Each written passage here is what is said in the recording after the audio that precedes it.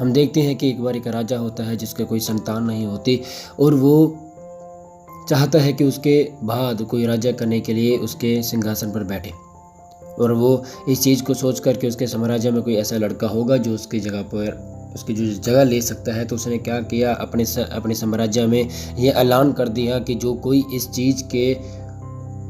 इच्छुक हैं या उत्तराधिकारी होने के काबिल होना चाहते हैं, समझना अपने आप को समझते हैं, तो वो आकर महल में मिले। तो जैसे ही लड़के वहाँ पे, बहुत सारे लड़के जो वहाँ पे इकट्ठा होते हैं, तो राजे ने उन्हें देखकर उनसे कहा कि मैं तुम्हें बीज दूंगा। सभी को एक एक करके बीज दिया और उनसे कहा कि ये बीज है, लो और अपने घर पे जाके जो गमले हैं उसमें जाके लगाओ। तो जैसे तुम 1 साल के बाद आओगे तो मुझे दिखाना कि सबसे बड़ा जो वृक्ष होगा या पौधा होगा किसका होगा, तुम इसे लेके जाओ, इसकी जो देखभाल है वो करो। तो जो सभी लड़के हैं वो चले गए और जाने के बाद एक ऐसा लड़का होता है जो थोड़ा गरीब होता है और ईमानदार होता है, तो उसने उस बीज को लगाया, पर पानी भी उसे दिया और देखभाल भी उसकी की, पर जिसका बीज है वो कभी अंकुर निकाल के नहीं लेके आया, बट वो सूखता चला गया, उसके कभी अंकुर निकले ही नहीं। तब वो निराश हो गया और निराश होते ही वो पूरा साल ऐसे बैठा रहा।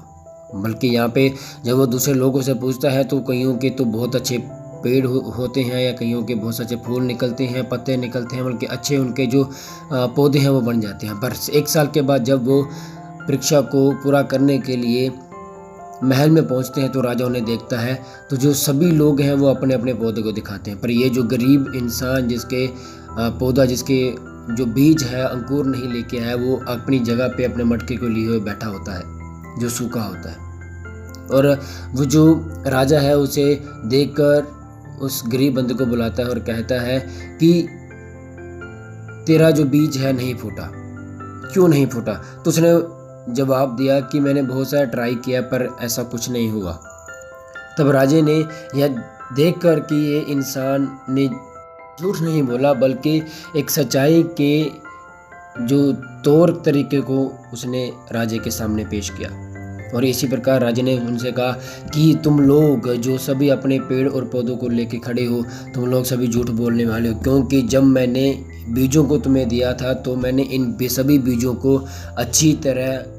गाल कर, खराब कर कर और पानी में उबाल कर दिया था, और मुझे मालूम था कि ये बीज उबालने के बाद कभी भी उगेगा नहीं। पर तुम लोगों ने मुझे खुश करने के लिए, मेरी राजगद्दी को प्राप्त करने के लिए तुमने अपने बीज को डालकर और इसमें से अच्छे पौधे और फूलों को लेकर मेरे सामने आए हो। तब राजा ने उस जो गरीब है उससे कहा कि तू आ मेरे सिंहासन में मेरे साथ बैठ, कि तू आने वाले समय का उत्तरदायित्व हो। और ऐसे ही उसे भी वो जो राजगद्दी है वो मिलती है।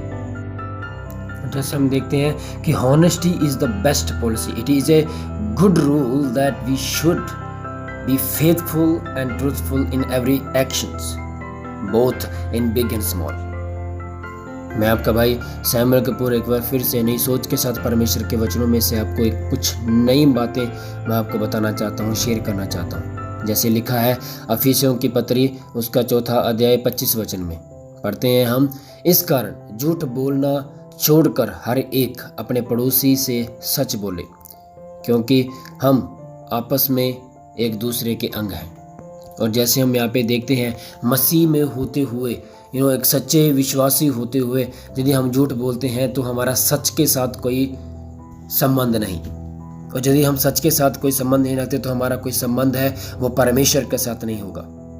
वो बल्कि नुकसान के साथ होगा, पीड़ा के साथ होगा, दर्द के साथ होगा और उन कमियों के साथ होगा जो हमारे जीवनों में आती हैं।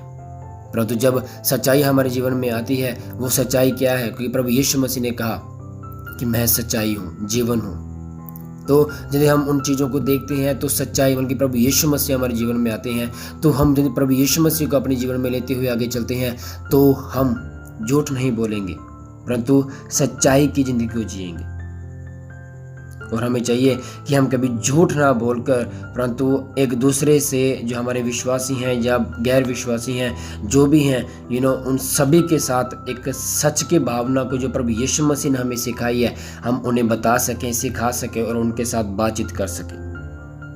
इस वचन के अनुसार परमेश्वर आपको आशीष दे।